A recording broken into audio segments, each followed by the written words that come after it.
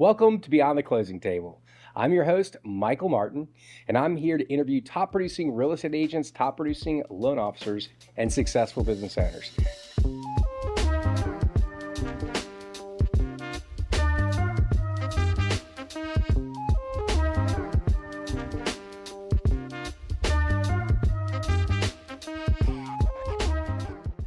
I'm very excited to have my new guest, Alley Buscemi. Thank you so much for being here. Thanks for having me. Yeah, very excited to have you. You and I met not too long ago, where I reached out to you and really talked to you about specifically, reach out to you about your social media. I want to get into that a little bit later, but I enjoyed the time we spent together and learning about you. And want to just chat with you today about kind of how you got here to Raleigh, where you came from.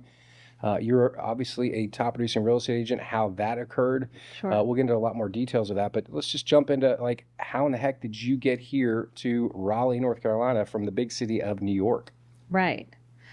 Well, I grew up moving quite a bit. So I've lived in a few states. And then after college, my grand adventure was moving to New York City. I went to Parsons for fashion and then worked in the city for almost 10 years. Okay. And we moved to Raleigh for the same reason I help a lot of my clients move to Raleigh. We were looking at single family homes, thinking of starting a family. And so we were looking at Westchester and Long Island and Connecticut. And it is just so expensive. And, stretch for $1 million mortgage and you get, a sad little duplex.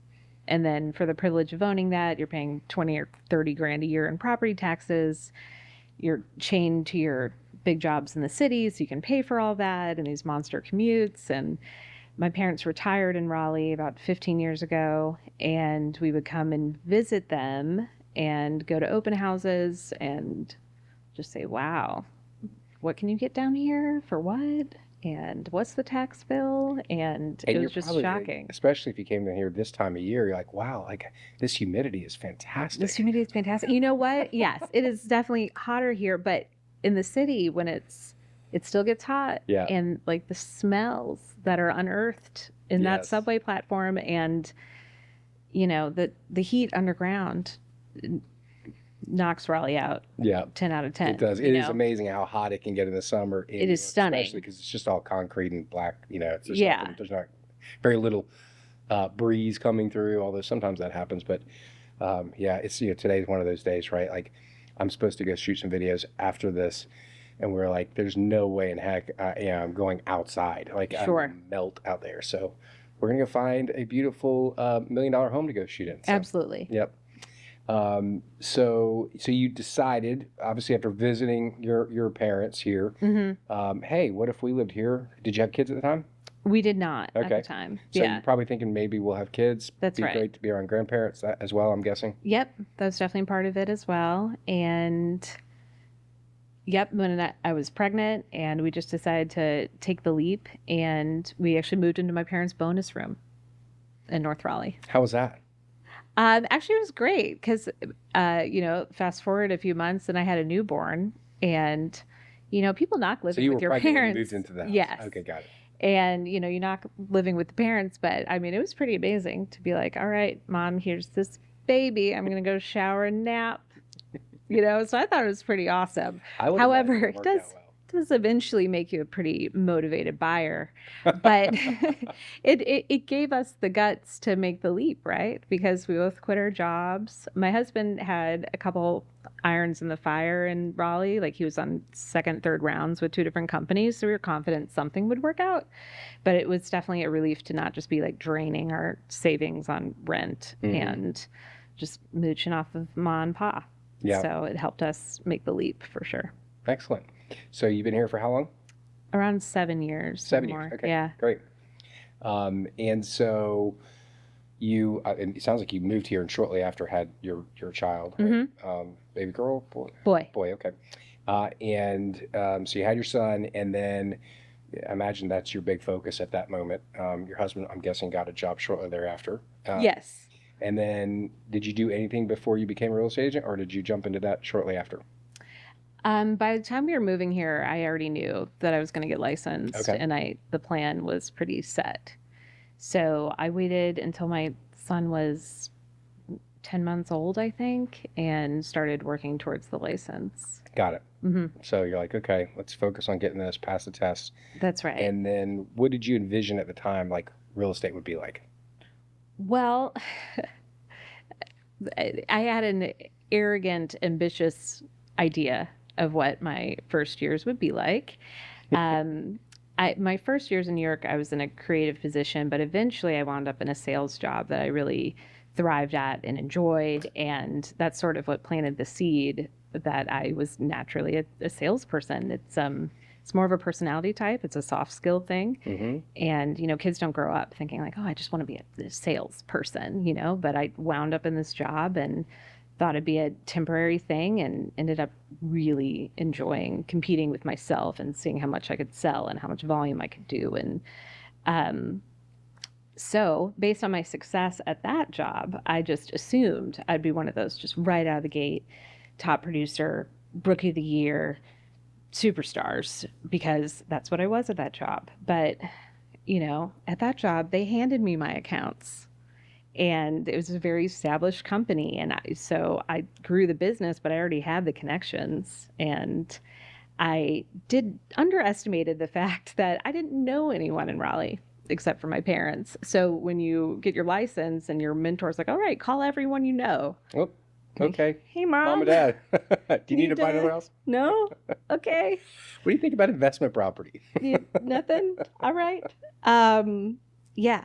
So I it was a lot of twiddling my thumbs and wondering, okay, what do I do without a network, without a sphere? You come to learn that word when you're licensed. Mm-hmm. And I was not some superstar top producer rookie of the year right out of the gate. I didn't know a soul basically Yeah. outside my family, and I had to construct that all from scratch.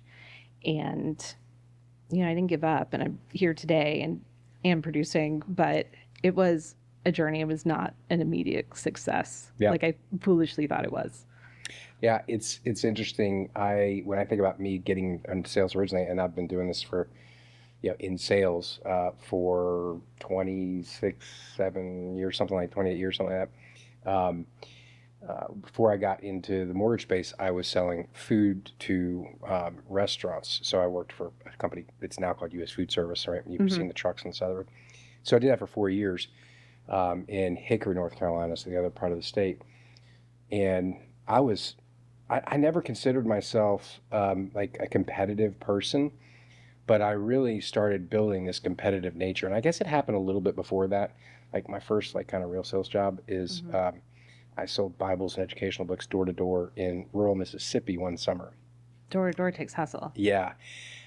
It's not just hustle though, right? It's like you have to learn how to deal with rejection. Yeah. But what I did learn out there, in the blazing heat of, Forest, Mississippi, off of I-20, about an hour away from Jackson, knocking on those doors it's still just like it is right now, right? It's still about building relationships. Mm-hmm. And believe it or not, you learn how to build relationships with strangers when you're knocking on their door, because if they start to like you, then they start to trust you, and then they buy from you, right? Yeah. And so, and you're not manipulating, although I did had a master manipulator of a manager, unbelievable. I learned very quickly what I didn't want to do, right, from watching him, but he was absurdly successful. But that's not how I wanted to become successful. I had some success out there, but nothing nothing groundbreaking. It was more about the experience I was building for myself, right? Yeah. And a little bit of education there. And the fact that I didn't quit and I could do it, right? Because that was a really, really hard thing to do. Sure. And so anyway, ended up, getting into sales. I knew I was going to get into sales of some sort. I will tell you, for me, I don't remember being that scared in that job, in that role. I'm sure there was a time where I was. I'm certain there was. I was definitely scared when I was knocking on strangers' doors in Mississippi. Like, not like scared of the people, but just like scared of rejection. Yeah. I definitely even still feel like that today sometimes. yesterday. I called a list of agents that a team leader had asked me to call, and she has a large list of people. And as I'm making those calls, I'm like still weirdly nervous, and I know Sure. I have a lot to add from value perspective. Yeah. And then they call me back, and we had great conversations. Like this makes it easier when they're nice. Yes. But were you give me an idea? Just about when you got into real estate, did you have any of those fears, especially not knowing or knowing that you didn't have a sphere? Well, I didn't know enough to realize that that was a hindrance at first. So I was just I get arrogant and so committed to my vision, which honestly served me because even when I had that rough first 2 years, really, really lean, I still was committed 100% to the vision that I saw for myself. And I was not going to let it go. And I'm stubborn as can be. So in my mind, in the back of my head, I'm like, you have not failed this vision unless you quit. And as long as you keep making progress towards this, like you are on your way. Excellent. Yeah. So you didn't feel failure because you kept going, but were you fearful? Yes. Okay. You don't, because you have to be very out, right? That you are an agent now. So you've made this big public declaration of what you're doing. And that is the fear for me. Like, I don't want everyone to see me fail and cower and have it not sort of pan Yeah. out. And by the time I got my first deal under contract, I was pregnant with our next son and the pandemic was happening. And, talk about a hard environment to build a sphere in when you're not allowed to talk to anyone face to face. So Yeah. there's no social things happening, and there's no, we're all supposed to be locked down in our homes. So then I just had to be creative and scrappy, and that's a lot of where the internet came in at first for me. Yeah. Of realizing that, okay, I can't be, joining a volunteer group or a club or, connecting with people like that, but I can be scouring online and Sure. see who's asking questions about moving to the area. And I can, as they say, slide into their DMs. And even learning about getting people to talk to me like that was a learning curve. Because if you go right out of the gate trying to launch your product or your service or whatever, then you get a wall up and it doesn't work. You have to lead with questions and get someone to talk to you. And that's what I learned about doing that is, Got it. get What into kind of their questions would you ask to get them to want to talk to you?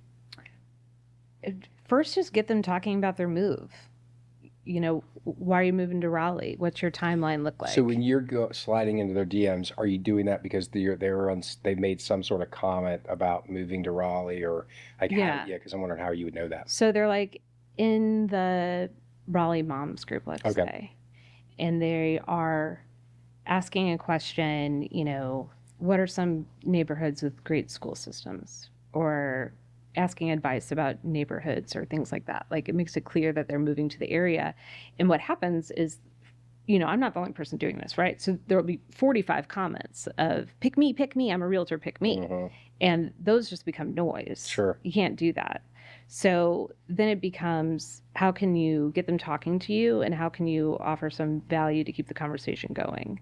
So I learned pretty quickly, if you just throw your info into the comment box, you're just one of 45. Like, you're not going to be Yep. differentiating yourself. But if it's, hey, check your messages, I sent you something, then you'll see that they sent the messages and maybe have like a PDF to offer, like a school guide or a relocation guide, something like that. And so then you have a reason to ask for their email. You're not just asking for it to add to, hey, I'm adding to my contact list of people, but you're saying, hey, can I send you this helpful thing I have? So you get that way to connect with them and kind of take it off of Instagram or Facebook or whatever it is. And yeah, you start asking questions about the move and you're making sure that you're kind of not letting the conversation die, and you're ending every statement you're making, you're ending with a question too, a follow-up. What's your timeline like? Is there a commute involved? Well, are you looking for, would you prefer more land or do you like walkability? Things like that they get a sense that you're trying to suss out what would make them happy about the area. And then at that point they feel like you're, invested in wanting to find a good fit for them. Well, Which is true. ultimately, right, the more questions you ask, the more you control the conversation, right? It's so many people think that when they're talking, they're controlling the conversation, but it's the questions that you ask that control the conversation, Yes. unless they just don't answer, right? If Yes. they don't No, answer, this they makes- ghost you, then it's over. This always makes me laugh because like I remember my first list presentation, which was sweetly like a referral from, an admin in the office was like, you can do this, like get in there. And I thought I like crushed it, right? Like I left thinking I did so great. And I just talked this poor lady's face off for like an hour. Like I don't think she got a word in. Like at a certain point, like I saw her like eyes glaze over and she was kind of like smirking and I see those cues in retrospect. But another mentor there was like, so what would you say the split was between talking and listening? And I was like, oh, oh no, is that a metric? He's like, yeah, you want to think about that. And I said, it was 99-1. 99 you? And I'm like, yeah. Okay, well, maybe it wasn't so bad. See how it goes. Yeah, I didn't get it. Yeah. Because all I did was sell, sell, sell. Yeah. Talk, talk, talk. And now my list pitches are like the opposite. It's like, what do you need? What's important to you? How can I help you? It's funny, right? It's so much. The more confidence you have, the more you have the ability to do that. I think because when you're not confident, you just want to like, well, they don't know, they need to know this, right? Or whatever it is, right? Yeah, and you want to impress them. Also, when you're new, you want to like razzle dazzle them enough so they don't ask you questions. They don't ask you how many listings you've had and what's your average days on market, and because you do have to be very well versed in handling those objections your first years. Your average days on the market was 0 at the time. Yeah, right. Yeah, that's right. That's true. I could have said that. But, when you're new, you have to learn to, rely on your office metrics. And, how can because you have to answer the question truthfully. You can't just make something up. But you're not lying when you are saying, well, our office holds this many listings at any given moment. And, you can rely on your team, you can rely on your office, and you lean on those metrics when you don't have your own. But you have to be ready with that speech, because the second you start fumbling over yourself, like it's over. Those of you that are newer agents that are listening to this right now, this is a really good thing to understand, that you don't ever act like you know it all. In fact, again, the more questions you ask, the better, because this is how that you really become the person that the seller or the person that you're trying to sell needs. They need you because you're asking these questions. It could help really understand more of that. And I think that's that's great that you're able to do that, Allie, because we've all failed miserably at that, especially at the beginning part of our sales career. When I was selling, my buddies used to joke that I was a broccoli sales guy, because I did sell broccoli. I sold everything to restaurants, right?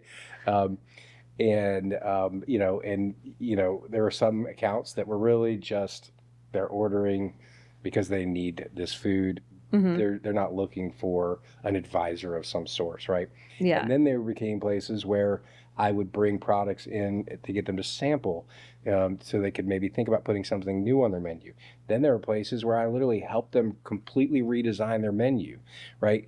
And the more you got involved in those kind of things, the more you became needed for them. And then, of course, they didn't shop you on every single line item of the groceries that they were buying from me, right? And then you learn where you need to spend your time. I'll go to that place, get their order, and move on, because they're not going to let me go in and deal with that. And so it's interesting. I actually get to do that now too with real estate agents. There's some real estate agents that, frankly, don't care if I update them. Like, Michael, you do a great job. Just take care of them. I don't want to. I'm not looking for you to help be an advisor or business partner of mine. Just take great care of my clients. You don't have to send me any referrals. Just take great care of my clients. Great.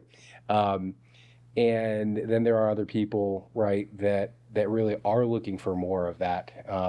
In the 20-some years I've been doing this, and I can share things and help them. And I like that one better, but I'll take the other low maintenance, right? Sure. It's, just take great care of my clients. That's all I care about.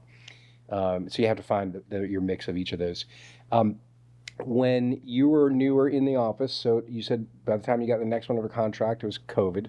Yeah. So then you had to kind of figure out a breakthrough of like, okay, how in the world? So it sounds like that's when you leaned into this more of the Instagram, Facebook, social media platform. Yeah. Well, I did still show up.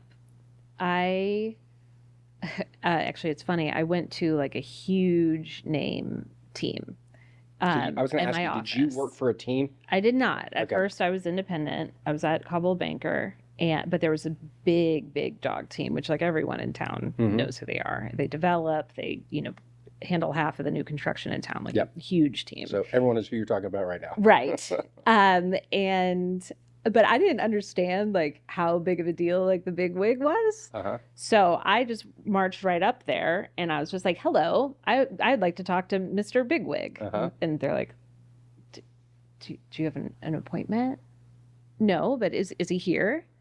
Oh, well, doing anything they can to just be like, are you insane Yeah. without saying it? And I just was like, well, I'd like to talk to him about open houses. I see he has a lot of listings, which like in retrospect, LOL, he's got like 300 at any time, I'm sure. Yeah. Oh no, I see he has a lot of listings and I'd like to hold some open houses for him. And they're just like, who are you? And one of his agents was sitting like in the open cubicle area and was like, come here, I can help you. I can help you. And like took me into a conference room and gave me my first open house and many more after that. But that was at a time where his team wasn't doing them. And a lot of teams were not doing them. And I just put my mask on and bought hand sani and, opened windows and did my own kind of risk tolerance crunching. And I was hosting them when people weren't. Yeah. And I know that's like a controversial thing, but I wanted to be I still wanted to be hustling and there were people still showing up to them. Yep. So I was still doing what I could in person, but online was definitely a safer mode. When you just out of curiosity, when you were doing those open houses, and since you were involved or at least starting to get involved in social media, were you doing all kinds of like videos about the property when you were there or anything like that, or not yet? At that time, my social media was not great. Okay. Like I wasn't pulling in leads like I am now. Okay. I remember my first sort of professional post. I waited until like the new data came out for the month. It's like 1st of July, you wait till the June data comes out. And I had this whole like nice market update, like graphic I made on Canva and it's, days on market and percent over ask, like all these metrics that, by the way, no one really cares about except I was just going to ask you your opinion on those. I get so many of those as a lender. Either one, I see them on social, or two, they get emailed to me. Yeah. And I think the only people that care about those are the realtors that put them together, hoping it's going to play. And they probably don't even care. They just feel like they have to do it. And I thought it looked so nice. Like I click post, and like my mom liked it. And like, like nothing. My mom will probably watch this, by the way, and she will more than likely comment after the thing. She will comment on the reel that we put on about this because she's still Taylor on my team. She goes, "Your mom is so sweet. I love that she's posting." Yeah. So they don't that. And that's what you come out of the gate doing as an agent. You want to seem like a professional. There's this like fake it till you make it mentality. So you're like, I'm a professional realtor robot. And so all your content looks like everyone else's. And it's all very professional realtor, which like no one responds to, engages with, or connects with. So there was absolutely the leads I was getting online was from trolling those groups for relocators and connecting with them one-on-one. None of it was coming from my pages because I hadn't like figured out my flow yet. Like I have now. Yeah.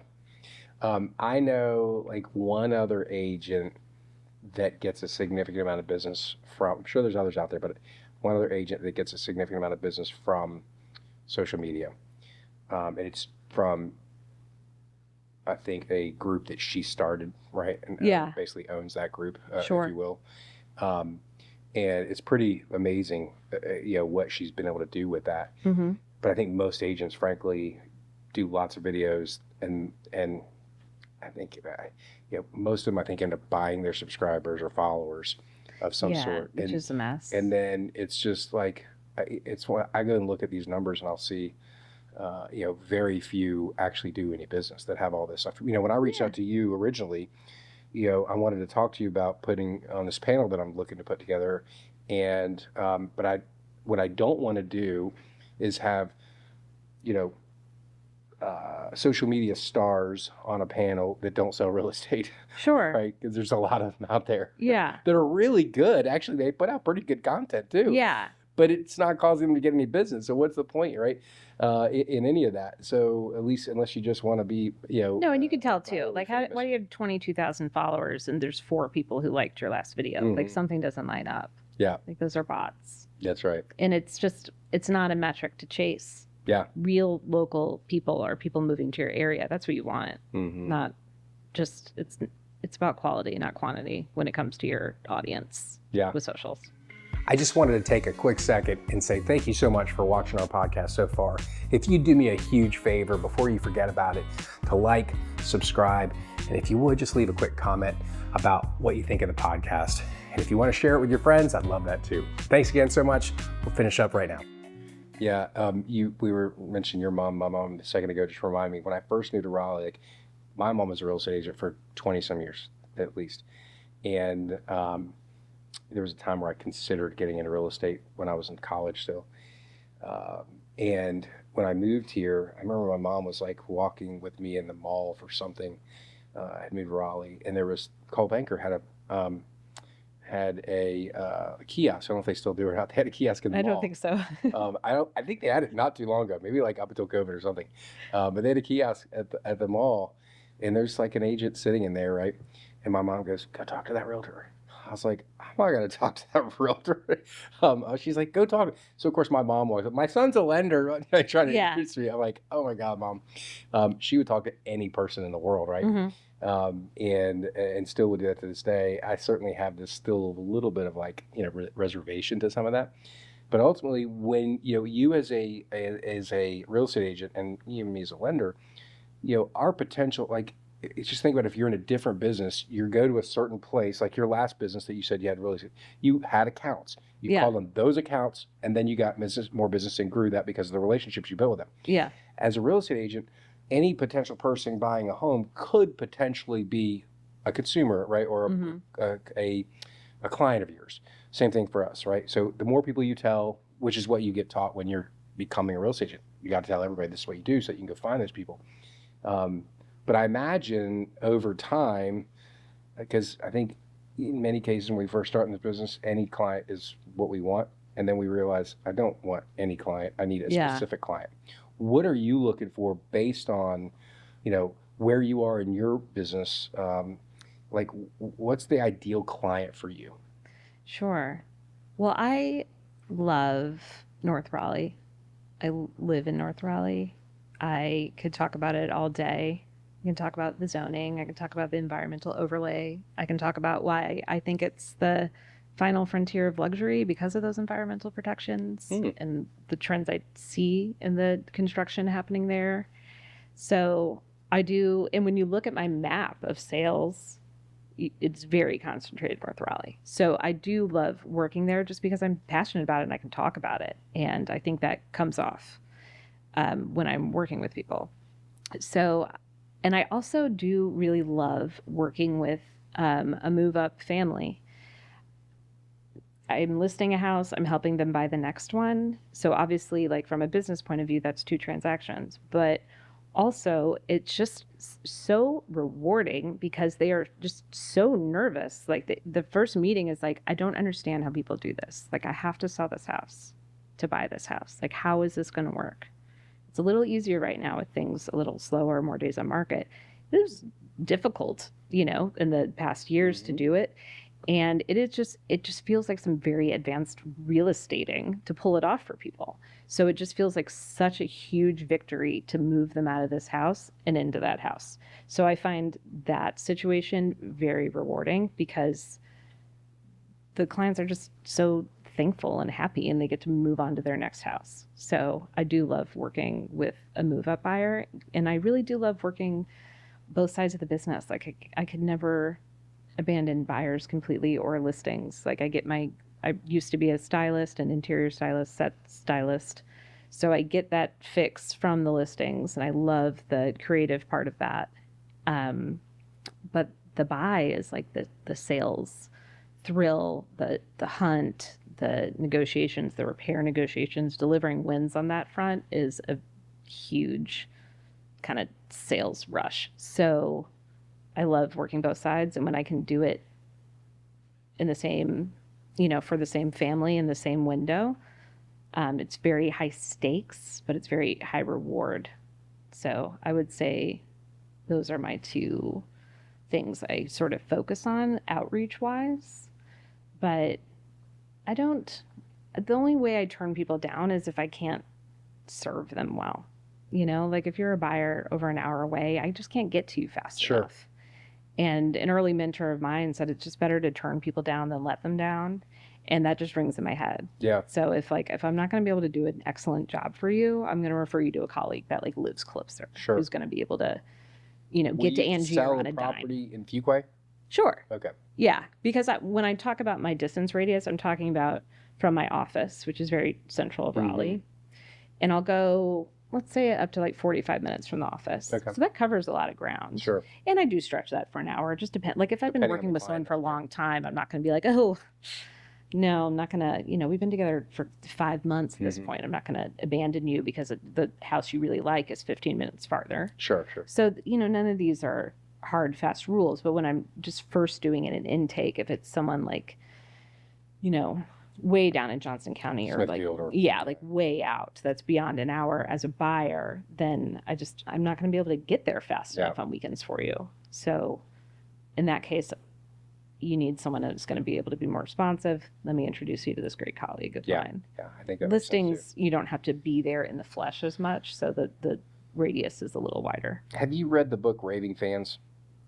No. Okay. It's a book I read a long time ago, forgot about it, loved it, and then got back to it. And it's a very simple, kind of silly book about this fairy godmother that's a man that has nothing to do with anything. It's just kind of funny, but and the whole premise of the book is determine what you want to offer the world, right? As your service, whatever it is, right?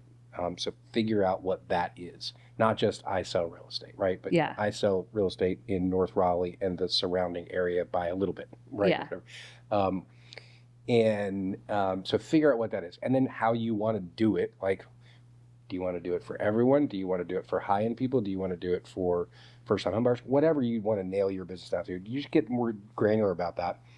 And then focus on those types of clients only, really. And if you meet a client that wants something that's not that, rather than trying to force that, right? It's to realize that's not my client. Let's refer them like you said, right? But once you determine that you have what they're looking for, then deliver that plus one.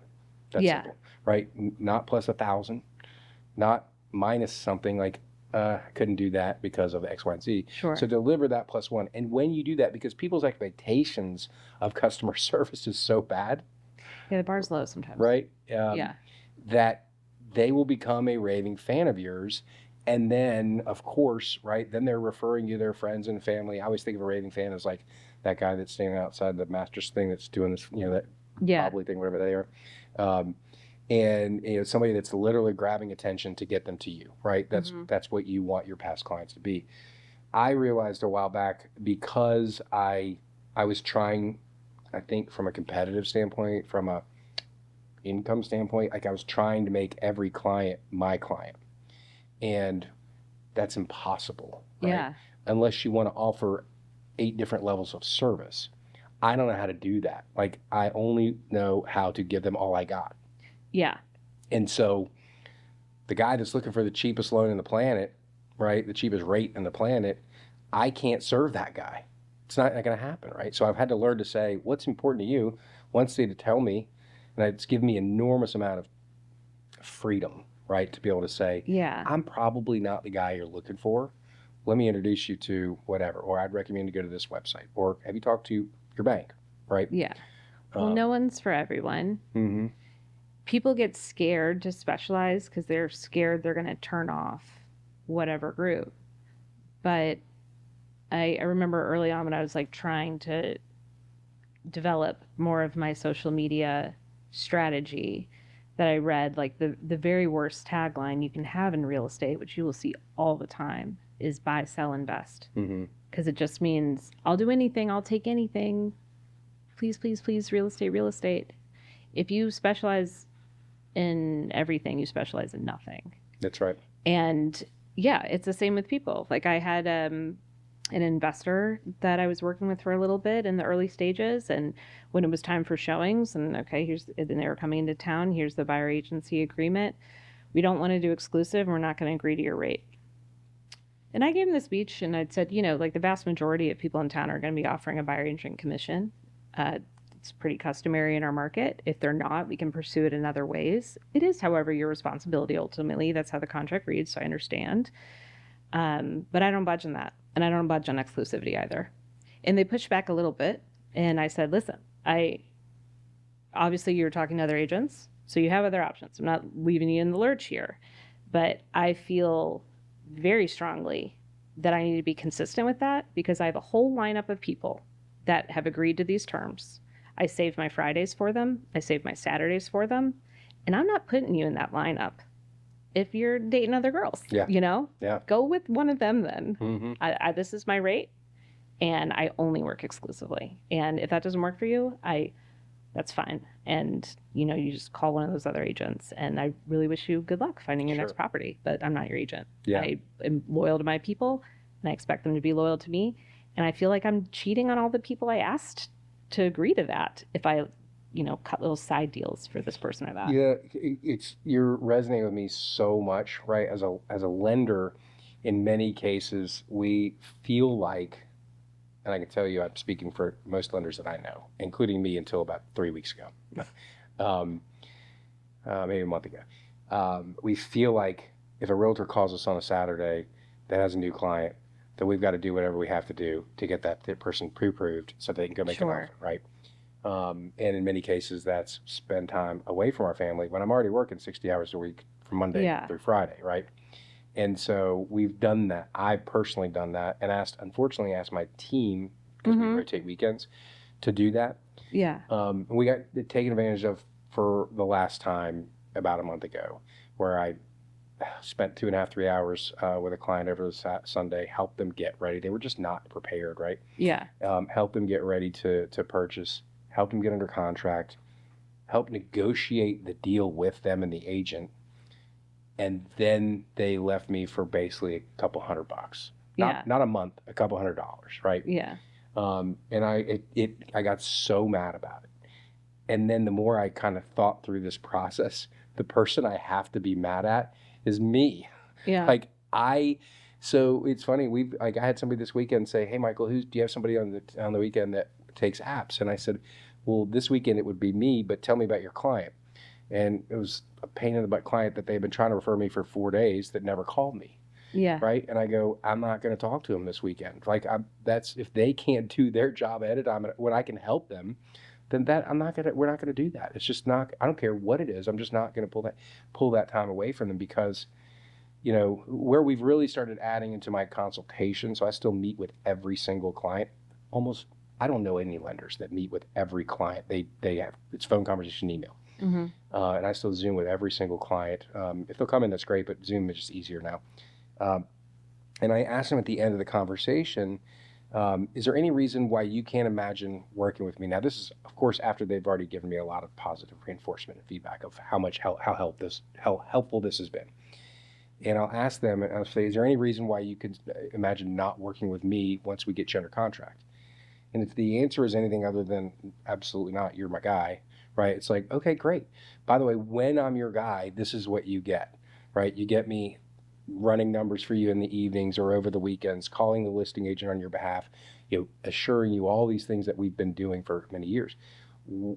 If they say, I'm still going to shop for the lowest rate once we get under contract, I go, great. Tell you what are you shopping for? First of all, answering that question, but then secondly, I'll tell you what, you're pre-approved with us. We wouldn't have had this meeting if you're not.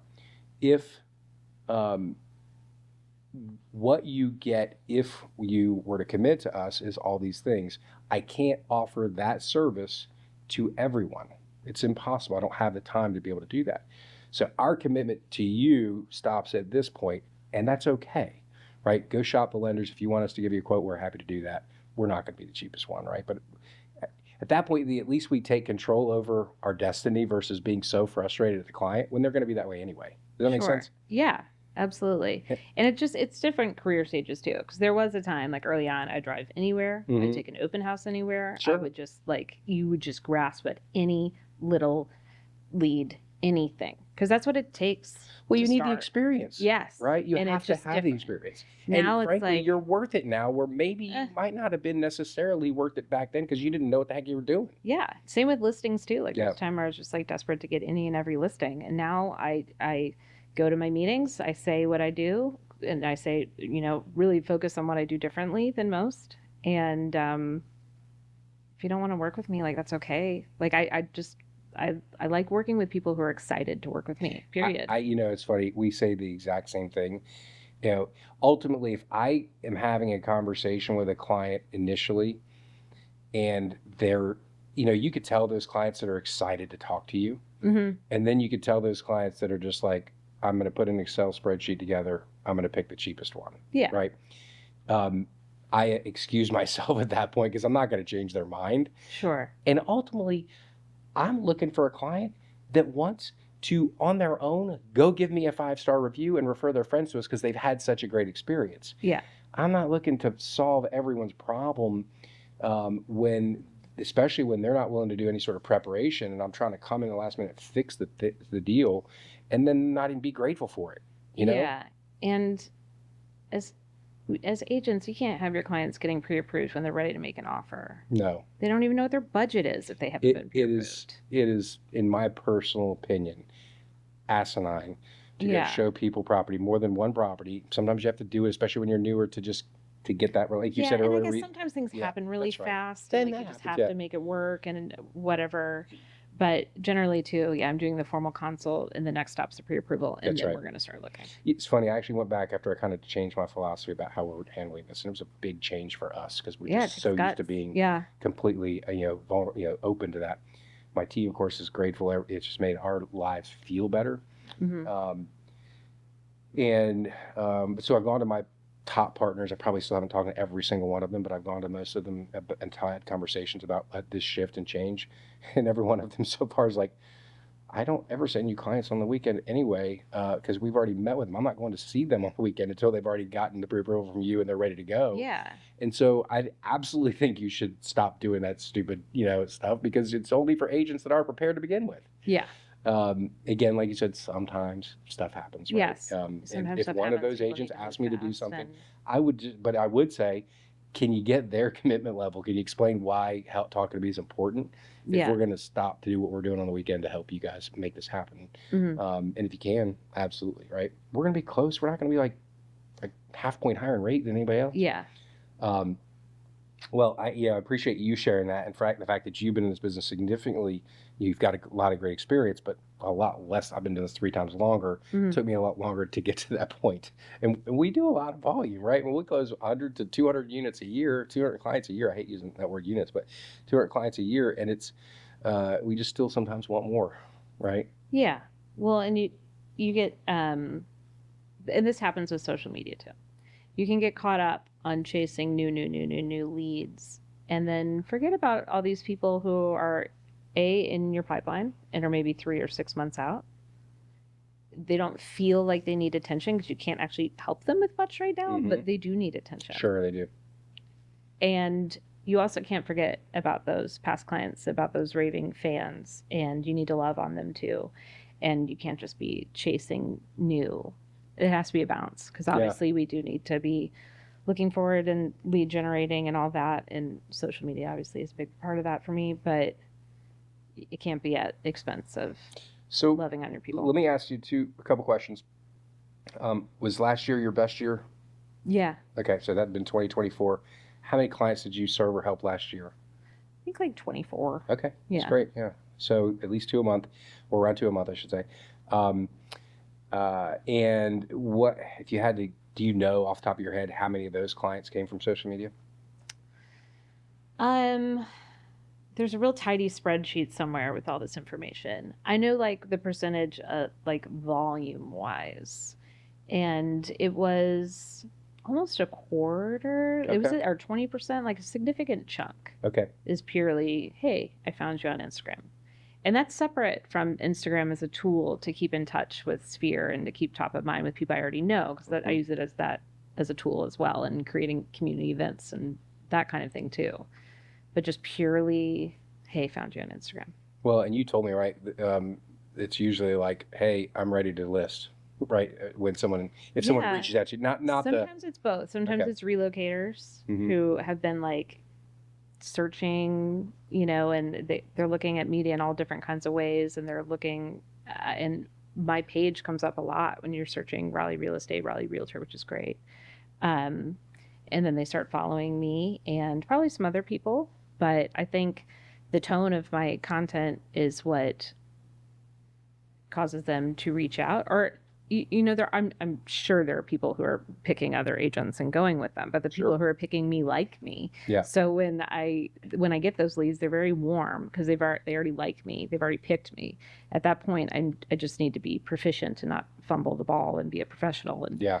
of course, I want to deliver them a slam dunk, but it's a very warm lead compared to other sources, even other referrals. Sure. Sure.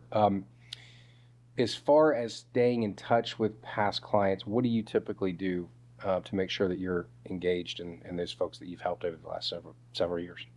Well, if they're on social, then I'm on social with them. Mhm. So that's part of it, So if they had a baby, I want to go visit the baby. I help a lot of that kind of age group, so that's a big part of it. Sure. If they've had some big life milestone, I want to help celebrate them, and social media is a great way to figure that out. Mhm. Like I'm not going to know about your job promotion or your engagement or Do stuff you like have that. specific like times of day that you do it, or is it just when you have a moment, or like when you get into social media and do that kind of stuff? I should be time blocking this into my day. I do have like times that I plan to be posting, but really when I am engaging and picking up the phone and scrolling and checking into people is just like when I can. Yep. And then there's typically a block where I'm like watching cartoons or something with the child, and I can't watch like Captain Underpants for a half hour, But I can have a child with me. They know they're on mom, and then I can be over here for that half hour on Yeah. Instagram, Yeah. So I let myself double task those things. I try not to do the double task if we're like actually playing or Sure. like doing Sure. something engaged, but if they're watching the episode, I can be on Instagram.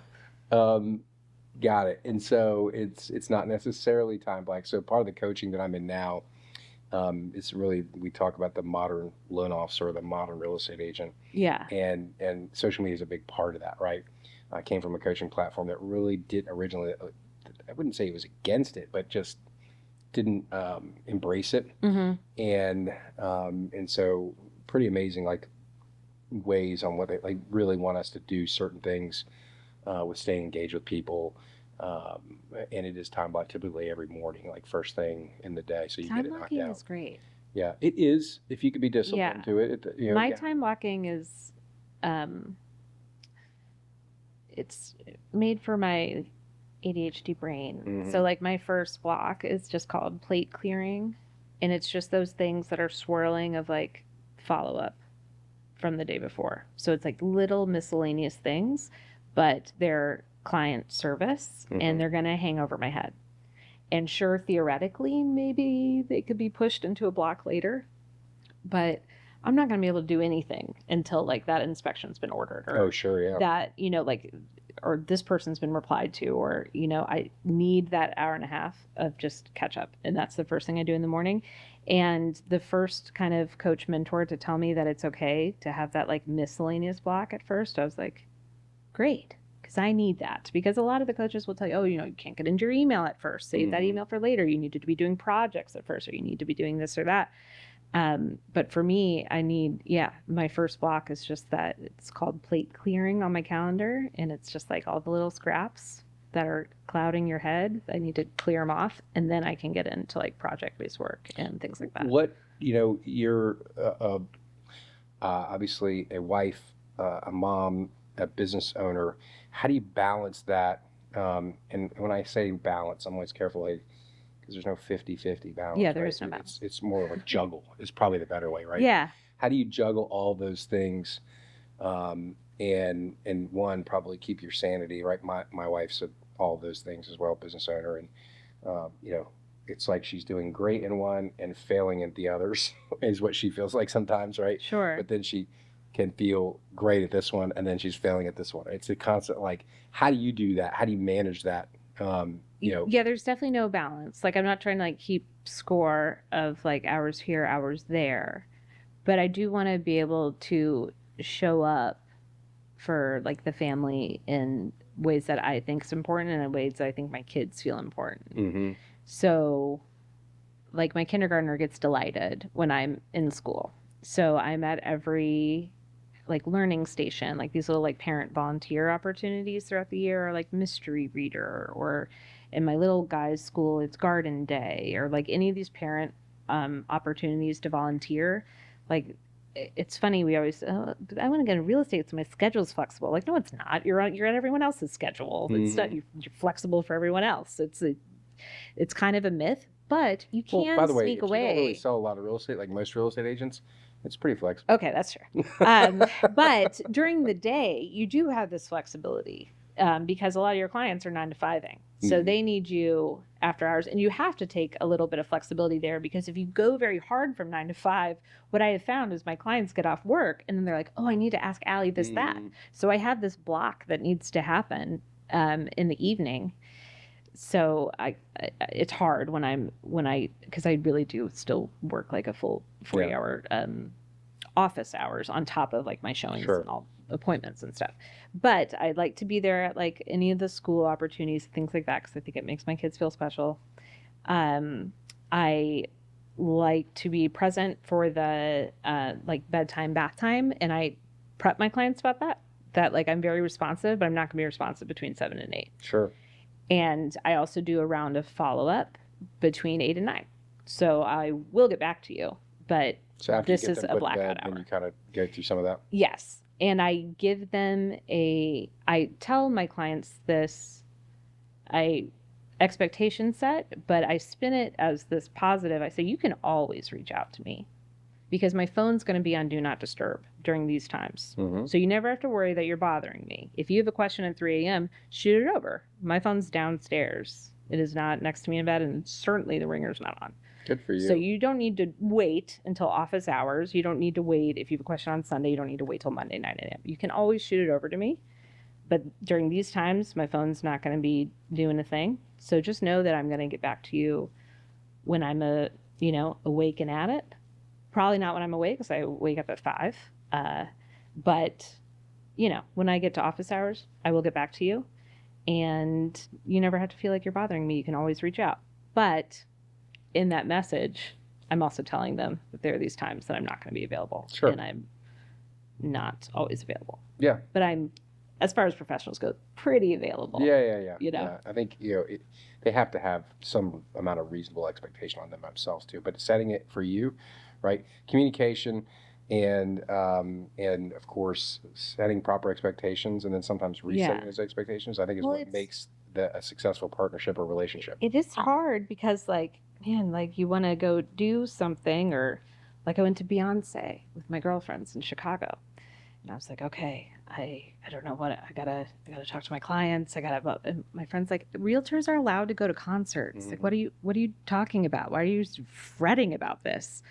But you get in this hustle mode where you feel like you have to be available 24/7. In reality, like I had someone covering me here. Sure. And I had my laptop there. Like obviously not at Beyonce, but like, that was happening in the evening anyway. Yeah. So like I was working all day, every day there. And if someone needed a door opened or something, I had someone covering me here. So it's not like I'm leaving anyone in the lurch regardless.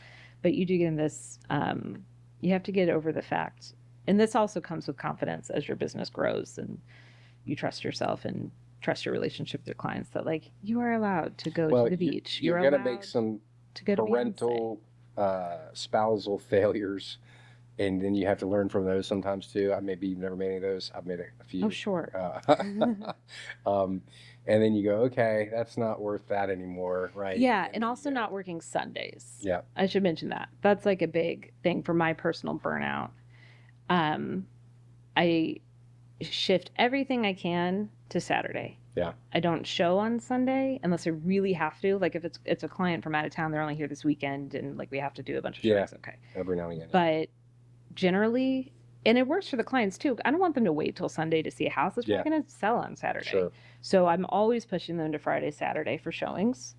And if I need to do a contract negotiation or there's something time sensitive, like I'm not going to let someone lose out on a deal because it's a Sunday. Fair enough. Yeah. I'm going to do time sensitive things, or I'm not going to show. I say no to open houses now on Sundays, which like, oof, still kind of kills my soul sometimes because I do love a good open house. But I say no to everything, including social stuff on Sunday. Good. Because I just overbook myself, and then I burn my husband out because he's covering Saturday because I work all day Saturday, and he's still working his job all week. So, and I'm burning myself out. Yeah. So respecting Sunday, like God got to rest for a day of the week. You can too. Allie, I have really thoroughly enjoyed this. We're definitely gonna have to wrap it up. I feel like I could probably talk to you for another hour or two, just in going through some of these things. I really appreciate you sharing your insight and your experience on kind of where you came from, how you got into this business, Sure. how you're managing, the everything from being a mom and a business owner and a wife. It's those things are all challenging in themselves, and so to manage them together is certainly even more so. I have one last question, and then we're Sure. going to wrap it up. This is just more of a weird personal question, short answer. Do you have a favorite or local coffee shop or place where you like to meet clients to do business? Quarter Note, Quarter Note. Where's that? right across from my office. Ah, that's right. Oh, and exactly what it is. Yes, and my attorney is a couple floors above, and they are like an extension of our office family. That's great. Yes, That's a really good spot. I've been there shout a out few to times. Corner That's Note. right. And Sterling Law's right up above, right? That's right. That's right. And it is very good. And they've ruined cappuccinos for me, unfortunately, because everyone else is just wrong now. But yes, Quarter Note. Excellent. Thank you so much again. I Yeah. appreciate you being here. Everyone, thank you for taking the time to watch this. Of course, I'll beg you to please like and subscribe and put some comments on there about what you learned from Allie. Thank you for your time. I hope to see you on the next Beyond the Closing Table.